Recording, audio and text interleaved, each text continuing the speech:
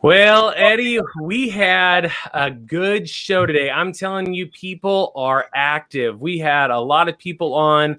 We've got Gary saying awesome information. I'm on board. We've got David saying, let's go. It is time to take action. It's time to make it happen. And so glad you came on board.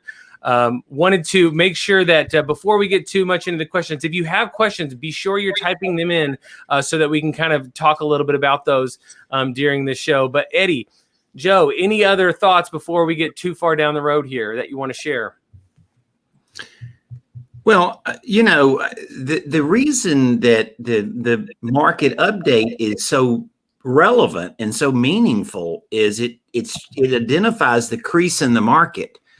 Anybody can read the headlines and figure out that residential real estate's on fire. I mean, we try to grab good data because, it's relevant. It's relevant in our conversations, right? It's relevant when you're looking and talking to somebody or you're not surprised in the market. So anybody can read the headlines and figure out things are good. That means, Brian, that if I own a piece of property and I wanted to sell or finance it, I could sell it for a premium price, right? Yes. And I could sell it to somebody that has super high good credit, right? The best pool of buyers and the best opportunity to sell my property with seller financing now than there's been in. See, that wasn't true there was a lack of financing in 2010, but there was also an instability in the market. Now We've got a hot real estate market where we can sell it, and we've got a credit crunch, weird combination, right? We've got a credit crunch, and that means that I know that I could use seller financing to sell my property for a premium. On the other side, yes, housing's on fire, and real estate investors are having to reinvent themselves. Yeah.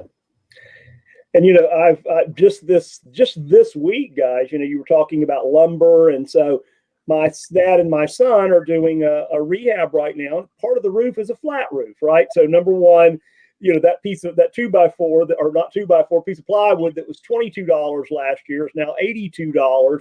And they've had 3 people out look at it, and it's 4 months out, even in a little town like I live in of 4,500 people, 4 months out, trying to get a rehab done. Talked to a burnout landlord the other day, and he said, well, yeah, I'd love to sell you my place. And I said, well, I'm not going to be able to make that first payment to you until I get those folks out. And he thought about it. Well, that's okay. Right. That's okay, because at least I have an end. I don't have to get them out myself. I don't have to deal with them, So, guys, it's time. It's time. Yeah.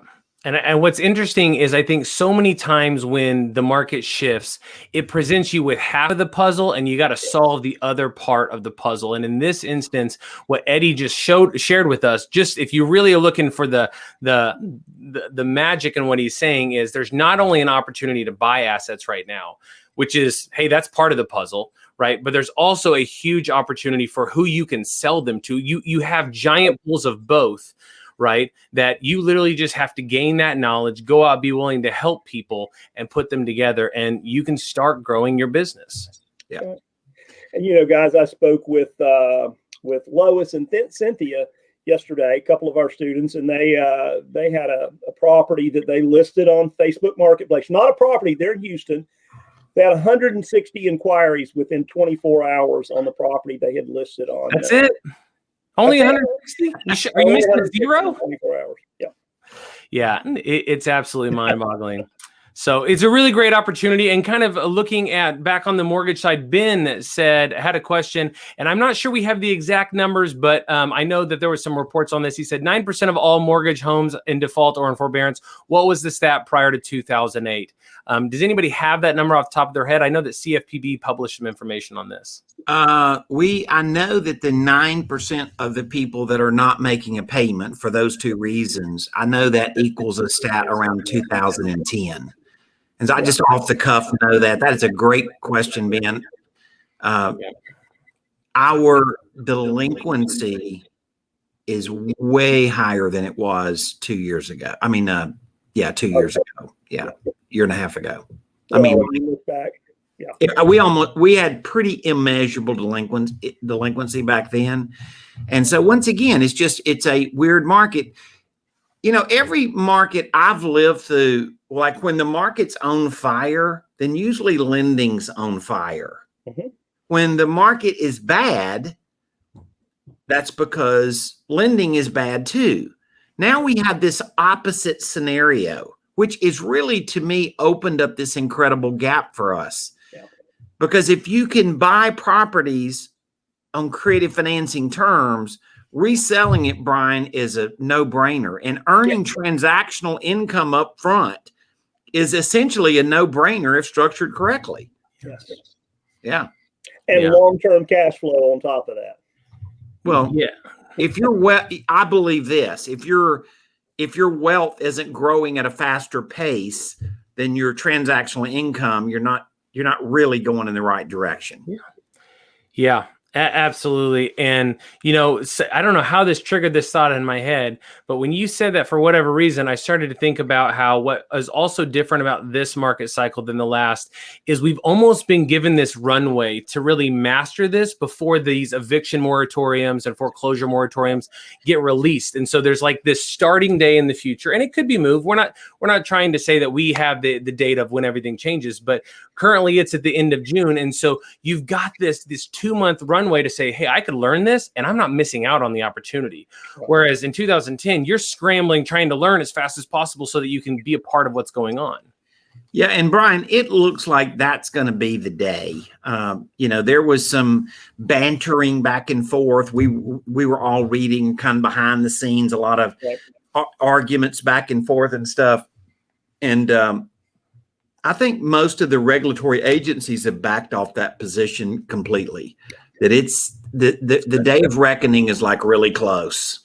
And so we're going to see that as an opportunity. And once again, we still have a shortage of houses listed. And for all the reasons, Joe, as you know, I've told you about this. I mean, you know, I'm the same way. I mean, I'm a deal maker, and you know, Martha and I are both been in the business forever. And I look at my personal home and think, good gosh, I mean, I could just sell this thing and just ring the bell, right? And then all of a sudden I'm like, but where would we move?